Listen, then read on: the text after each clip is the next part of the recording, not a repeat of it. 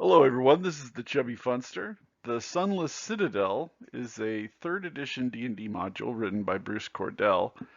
I put up a poll about a week ago asking what module I should analyze next, and it won with 102 votes, so roughly 35% of the total.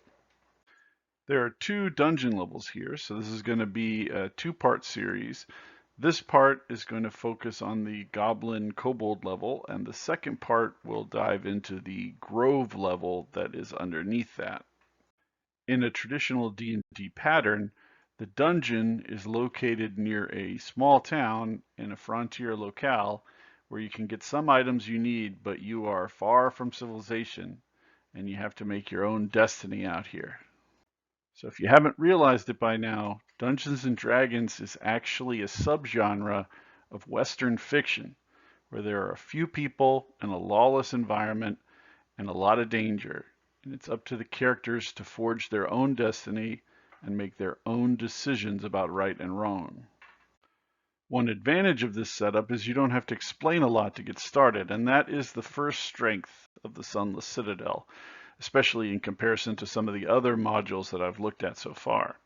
They provide a short background of the site, a short synopsis of the arc that the PCs are going to follow, and 3 hooks to get them going. I like the first hook the best. You're just here to make a name for yourself, the end.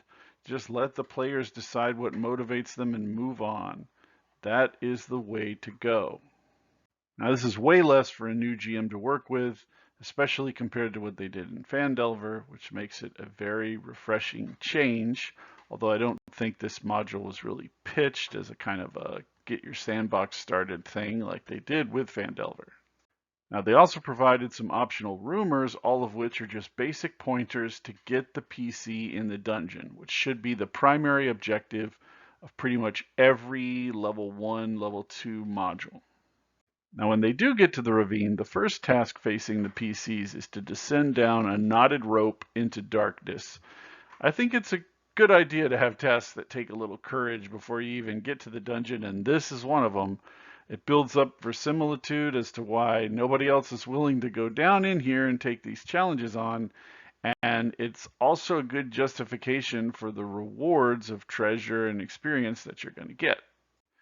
There are some dire rats in location 1, and then location 2 is a long stairway descent to the dungeon level. I want to point out that some modules would skip over all of this stuff and give you right to the start of the dungeon. Sometimes that's okay, but I think building up suspense like this makes the location seem really cool. They had to go down a dirty old road to get to this ravine and then go down the knotted rope and then climb down this long stairwell, and they finally get down here. There's a reason why nobody comes down here, and that's good. Location 3 is kind of the official starting point of this first level dungeon. There are a lot of dangerous things here and a wandering monster table, and everything is pretty well spaced out, doesn't cluster up too badly except where you would expect it to. Oh, and there is a ton of traps, way more traps than any other dungeon I've analyzed so far. I might even say a little bit too much here. I don't know if this is indicative of overall 3rd edition design yet. I haven't looked at enough modules, but this was a period when I was just enjoying play. I wasn't really thinking critically about all this stuff, but this really blew me away that there were so many traps. And there's a lot of interesting things going on in this dungeon. The rooms are well crafted. This really feels like a unique place. Bruce Cordell's writing is excellent, very descriptive. It's it's really a shame because it shows how far Wizards of the Coast has fallen. They really they really suck at this stuff now, and this module nails it. I do think though that this marks the beginning of the treasure drought that Wizards of the Coast has placed on the D&D world. There's very little treasure in here compared to prior modules in 2nd and 1st edition. There's a lot of little coin purses that are scattered around, but there's very few unique items, and almost all of the non-coinage items are consumables like potions and scrolls. This is also a fairly unique dungeon design in that it has 2 zones, but also 2 vectors, which I think is pretty cool. So before I dive in, I think you can see there are a lot of things I actually like about this dungeon. Please keep that in mind when I start criticizing some of the more bizarre elements that we're going to get into as we start to look at each individual room.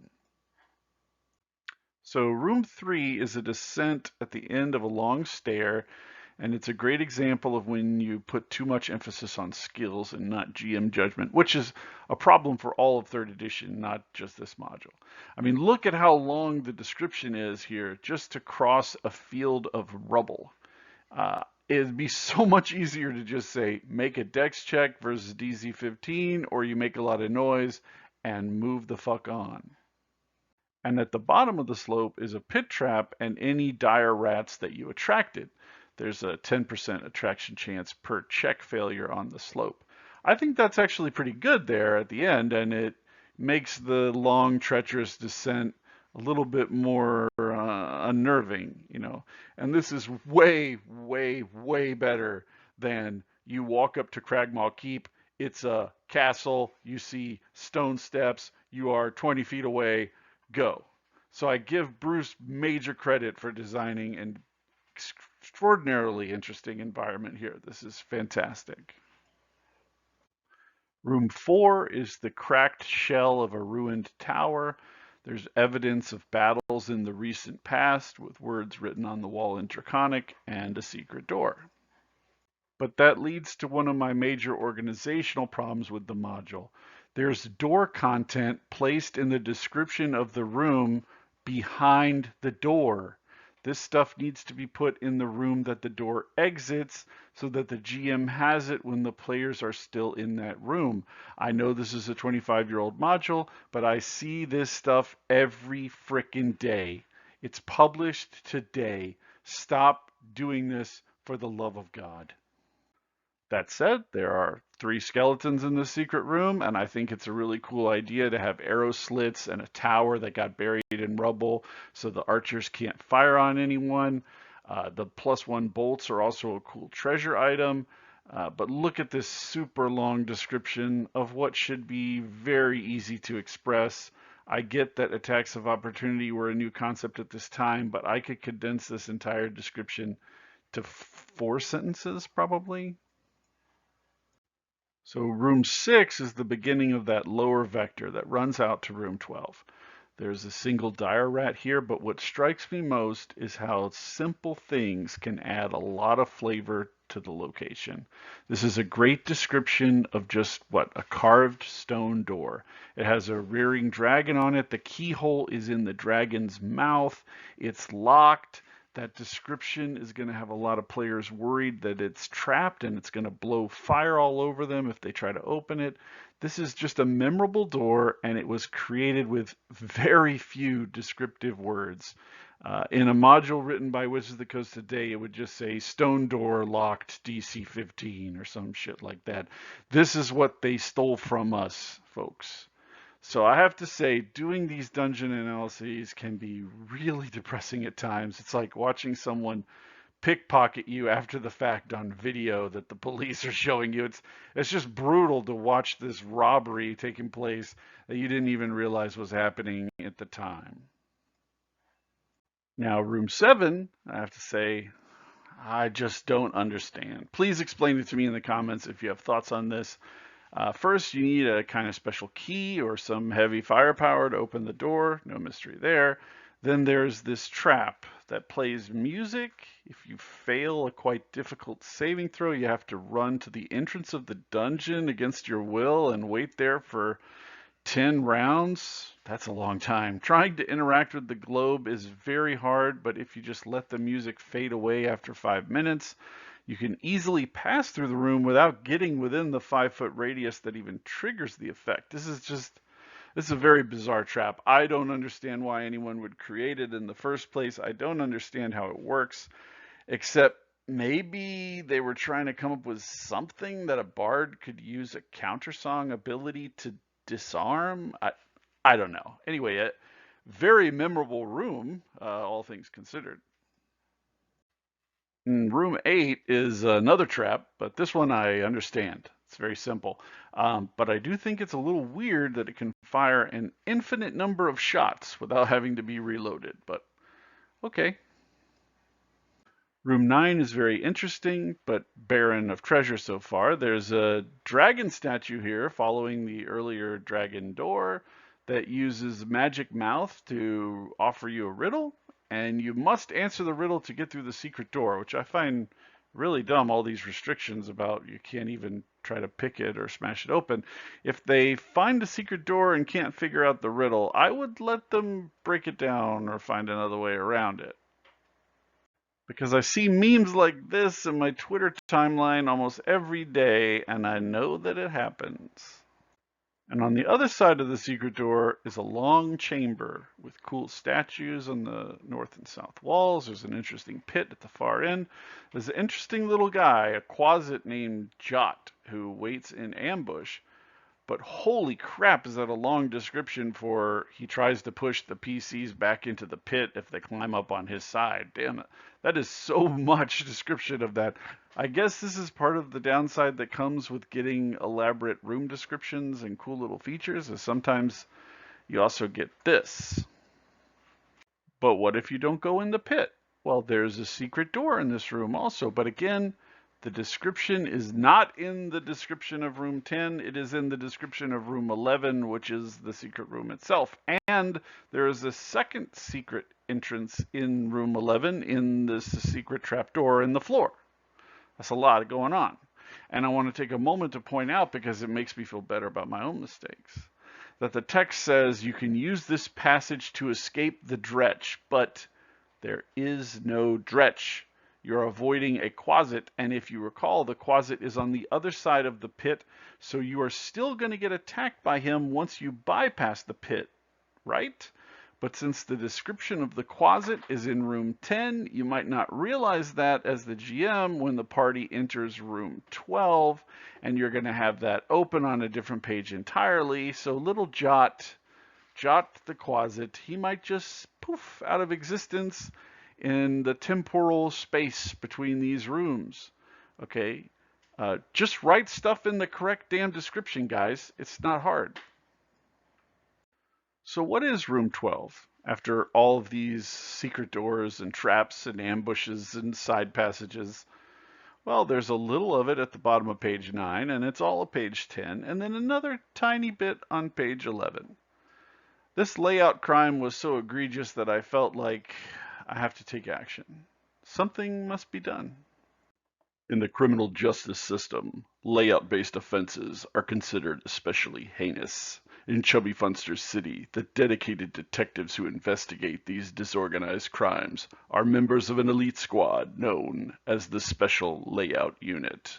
These are their stories. These are the facts of the case as we know them. When the unsub did this layout, they realized that there was a little too much text for one page, and they didn't want to crop the artwork, which the company paid good money for. It's possible that the writer was informed and they did nothing, but more likely they were ignorant of this part of the criminal enterprise. Those involved in the editing reviewed this work, but they could have stopped it, but they didn't. And when they failed to send this back to the writer to make adjustments, or to the artist to add the right part of the image so it could be scaled down and still extend across the page, they became complicit in this travesty. Through their actions, they robbed this page of its future. Unfortunately, the statute of limitations on this is only 5 years, and nothing can be done. It is only through vigilance that these crimes can be prevented in the future, and I trust that you will all do your part. If you pay attention, you will see all kind of weird paragraph breaks and shit in this video. Each of them is evidence left behind by our layout criminal. This module is like a shattered stained glass window that you have to reassemble in your mind. Until next time, please lay out responsibly. Now, room 12 is a little bit weird. There's a light from an ever-burning torch, and of course, none of this content is described on the other side of the pit in room 10, which you would be able to see clearly across the pit because of this ever-burning torch. And there is an elaborate dragon sarcophagus, which was used to entomb a troll who used to be an elf, who is too physically weak to use all the troll abilities, but he is also a priest who carries a dagger that he doesn't use and has no memorized spells. Bet you didn't see that coming. Oh, and they entombed him with 4 scrolls. Like I said, there's some weird shit. So at the end of this vector, after getting through a wizard-locked door, a musical trap room, a passage with an arrow trap with infinite arrows in it, answering a riddle, then either getting ambushed crossing a pit or go through a secret door and then a secret trap door and then a side passage, and defeating a troll former elf priest, what do you get, you might wonder? Just this. That's all. 117 gold pieces, a dagger, and 4 level 1 scrolls. Does that seem right to you? It seems a little bit cheap to me. Like maybe not flip the table and storm out, but what the fuck, man? This is really not a lot of treasure. Anyway, you can't really go that way early on because you need a key to open that first door that you can't pick or break down or smash. So you're going to get disappointed by this 117 gold pieces when you are even stronger than now. So enjoy that. Let's head into the Kobold Zone now and find the damn key. Room 13 is a generic empty room code. I like that it's a 13. That's a nice little Easter egg, but there's 4 of them. They're all in the Kobold area. Seems like a little bit of a fuck you to the Kobolds. Oh well. Room 14 is on the way to the Kobolds. There's another really cool door here, this time with a dragon-like fish thing. And behind the locked door is a barrel with a water method inside that was apparently being used at some point in the past to create fresh water. That's pretty cool. I like creative rooms like that. It lets you put in monsters that you might not otherwise have a reason to put into the module. Room 15 is a pivotal room that is connected to 3 hallways and 2 side rooms. It's in between the Goblin's main kind of way into this area and the rest of the Kobold Zone. But it's designed so that the PCs can pursue a diplomatic solution if they want, which is not true of the Goblin Zone, which I will get to later. But I like that. You get a weepy kobold named Meepo, who can tell them about how his baby dragon was stolen and escort the PCs through the kobold areas to meet with their leader, Yzdrael. That's a weird name, but I think this is a reasonable way of encouraging the PCs to pursue diplomatic solutions rather than just massacre everything. I find it a little childish for my personal tastes, but that's fine. There's also a bit of treasure here. For comparison, the 4 jade figurines that you find in this room are worth about half the coin that you would get from the entire lower vector path. Yes, I'm still butthurt about that. Room 16 is also a multi-room description. Apparently the kobolds follow a standard operating procedure of deployment in 3-man bounder teams, and they protect all the doors to these rooms with the same standardized arrow trap setup.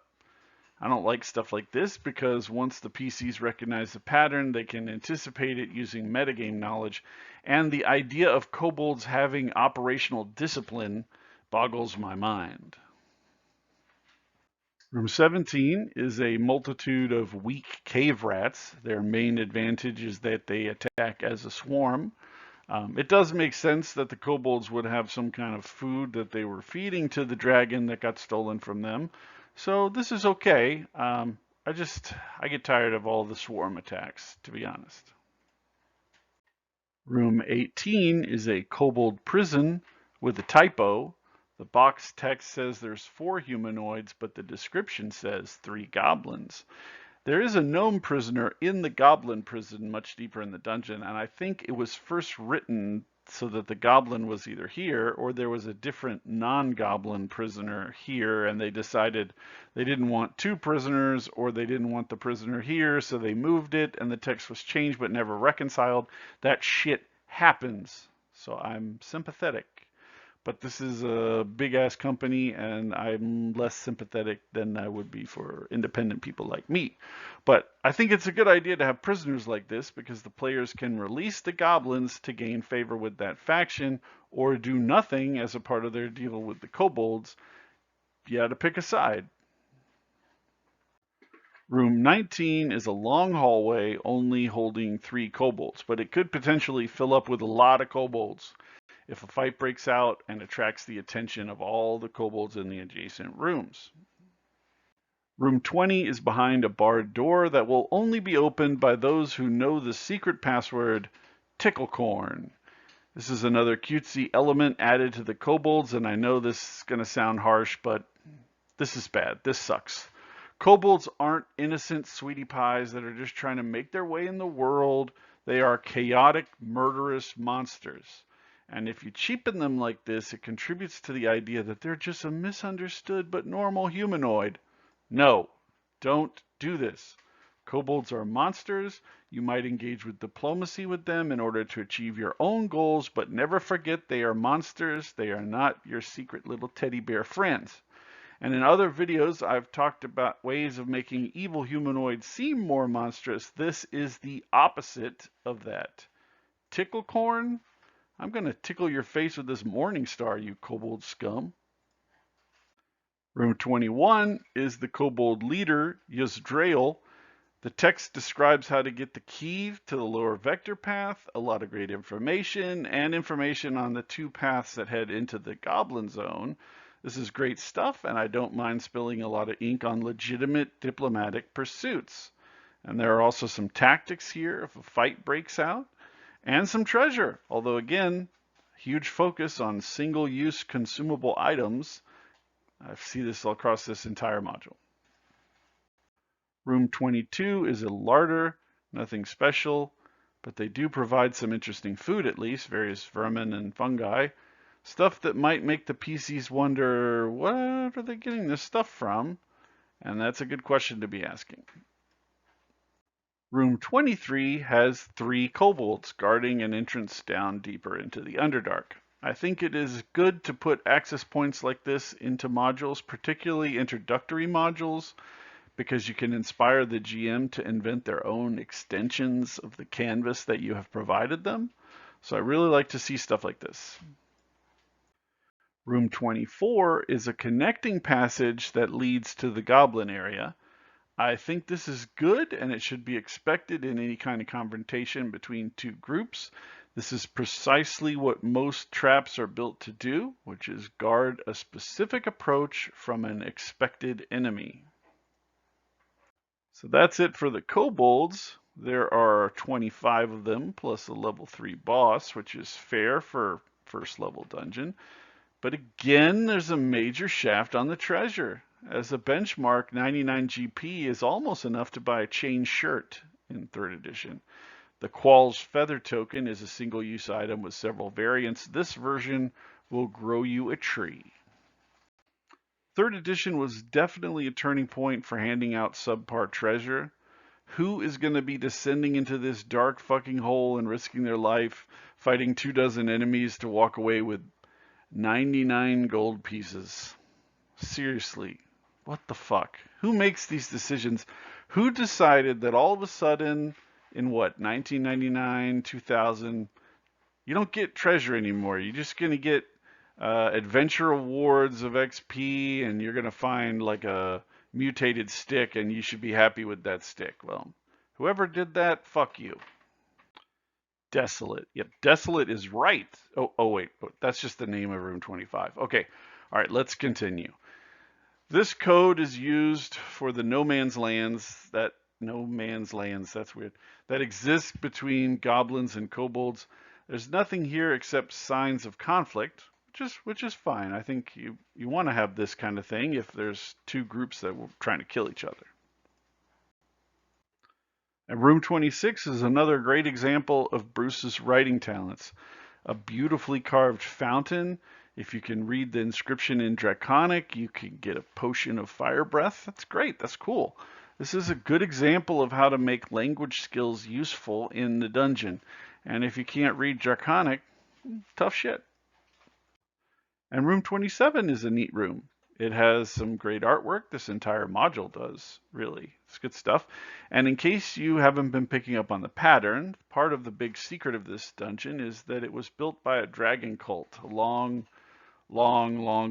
time ago and then sunk down into this pit. It's now completely repurposed by other factions. I love sites like this where the original builders are long gone, but they also build up the mystery of the site through small tells like this shrine. There's a neat gimmick here where you have to turn undead to open the door, which then releases undead. Gotcha. Now you can turn several times per day in 3rd edition, so this is unlikely to happen, but you could potentially use your last turning of the day to open this door and then be unable to turn the undead that come out. I think that's pretty nifty, and I might steal it for some of my own work, maybe change things up a little bit. There's also a unique treasure here, a dwarven whistle. You don't get a lot of whistles in D&D, but it's a dwarven whistle called Nightcaller. It's powerful but evil, and it will corrupt good characters that use it to raise undead. I like stuff like this because it starts debates within the party about what to do with the item. And I do think it's good that the PCs might not figure out how to even open the door to this room. Obviously, the goblins and the kobolds didn't already either, but with the value of 3,000 gold pieces, I'm pretty sure this constitutes about 60 to 70% of the entire gold piece value on this entire dungeon level. And I really don't like putting such incredible weighted value in one item, particularly one that the PCs are going to be loath to even use, and which would constitute a moral quandary to even go back to civilization and sell. I would much rather have spread this value out into a broader range of smaller treasures that the PCs could find and make better use of. Room 28 is a prison cell block, now home to 3 dire rats who've been lifting weights, and they're badasses now. Oh, and there's a few tiny bits of treasure. And room 29 is a bit of a twist for the PCs. It has another fountain, again, beautifully carved with a keyword, but this is a trap. It releases poison gas when you speak the keyword. I like that. Keep them on their toes. Room 30 is a rat nest with a big mama rat, and it also contains the corpse of a dead adventurer, which the party may or may not be aware was gone missing a few days ago. This is a good room. I like it. And that brings us to the Goblin Zone. It is well defended and guards the entrance to the lower level. Room 31 is a narrow hallway filled with caltrops. It's exactly what I would expect from a goblin stronghold that is actively at war with its neighbors. There's even a bell here that falls on the floor when the door is opened, alerting the goblins to their attackers. Perfect. My only complaint is that they didn't put the same consideration over above room 24, which would be another avenue of advancement for the kobolds. There's basically no defense there except for a sentry station of room 36. I think they could have done a similar thing over there, but right here, this is good.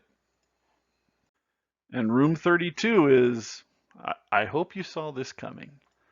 2 goblin guards behind excellent cover with good visibility, and one tries to run away once he realizes the battle is lost.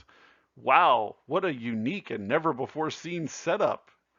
I can pretty much guarantee that 50% of Wizards of the Coast's AI generated modules will include this encounter. The rot is deep. It cannot be removed from the WotC modus operandi. It's in there for good. The goblin preparations continue in room 33. There's another crenellated wall. There's more defenders. It's tough to get through. Now on the bright side, there's some treasure, some vile goblin liqueur in an expensive flask. Can you really call it liqueur if it's made by goblins? Isn't that a little bit too nice? There's a key here that also opens the door to room 34. This is the Goblin Prison with the 3 kobolds in gnome, almost a perfect mirror image of the Kobold Prison, except that they got the gnome in this one and the typo removed him from the other one. But Erky Timbers, that's actually a pretty good name for a gnome. is an insert here for PCs that just kill every goddamn goblin. I tell you, he provides a lot of information about what's going on. If you take no goblin prisoners, you're going to need it. So, Erky Timbers, thank you, sir. Room 35 is a hallway with a pit trap and a decent ring at the bottom. It's not crazy innovative, but it works. It's good for a connecting passage. Room 36 is the Goblin version of the Kobold Bounder teams, just stronger. Gobos are definitely winning this war over the Putrid Roses. And room 37 is the captive baby dragon that they stole from the kobolds. I like that it was captured with the aid of a bugbear who is now absent, so it's going on a frickin' rampage and been smashing everything, and the goblins don't know what to do. That's a good touch. I like it. And it also has some decent treasure, although I don't know if I would go to the trouble of knocking this thing unconscious and then give it back to the kobolds. Maybe that's just me. I'd end up killing them all. Sorry. Room 38 is another example of how to write a description for a minor connecting passage. There are barrels here with some crap in it, some useful oil, and elf pudding. Is that an elven recipe or a pudding made out of elves? I don't know. Do you want to have a taste? Room 39 is a long hallway, again with a nice unique touch. Accumulating smoke that's causing haze to develop in the air. You can't see that good. But why are goblins burning torches? Who the fuck knows? At least it doesn't say long, empty stone hallway. I'll take it. And room 40 is Goblinville, similar to the Kobold Warren, but with heavier hitters, including 3 hobgoblins, which is nice, and some decent treasure items. Remember when I said the kobold's total of 99 GP was almost enough to buy a chain shirt? Hey look, here's a chain shirt. It's worth more than the entire kobold's hoard. Great job. And room 41 is the climax of the level, the Hall of the Goblin Chief. There's some good foreshadowing here, and there's information to be gained so you don't go into level 2 blind. And there's good, strong opposition of a mixed nature with a variety of enemies. This room has it all. It even has treasure protected by a trap. I have very little to critique here. This is a great end cap to the dungeon level. Bravo. So let's review. Well-spaced encounters, lots of traps to provide danger without extra population, but if you get too brash, you can find yourself facing an overwhelming force of goblins or kobolds, depending on which way you go. There's an extremely interesting environment, lots of mysteries, lots of tactical space, movement options created by twisting corridors. The level design is good. And it has 2 large faction zones, although I wish it was as easy to approach the goblins and make political entreaties to them as it is to approach the kobolds, but hey, at least you can. And the worst weaknesses here are not that bad. There's minor enemies like rats and kobolds and goblins, and they attack in swarms, and swarms just get boring. I'd rather have a handful of 3 or 4 hit die monsters, leveled goblins, leveled kobolds, or something like that, rather than big swarms of these things. There's also a crazy focus on consumable items, potions, scrolls, and so on. I think these are okay, but they need to be mixed in with more coin, more consistent long-term use items. There's almost no equipment in this dungeon. There's all of these goblins. They built like walls and traps. The kobolds built a ton of traps. They have metal stuff they've created, all this stuff. There's not a single frickin' tool in this whole place. There's not a hammer. There's not a pickaxe. Nothing. A fuck ton of scrolls, though. So that's all for part 1. I hope you will be joining me for part 2, where I go down into the Grove level of the Sunless Citadel. I wonder what's down there. Chubby Funster out.